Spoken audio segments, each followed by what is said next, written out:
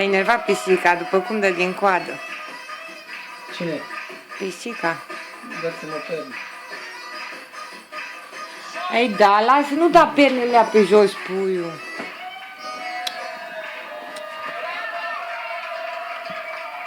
Să nu îndrăveți, să nu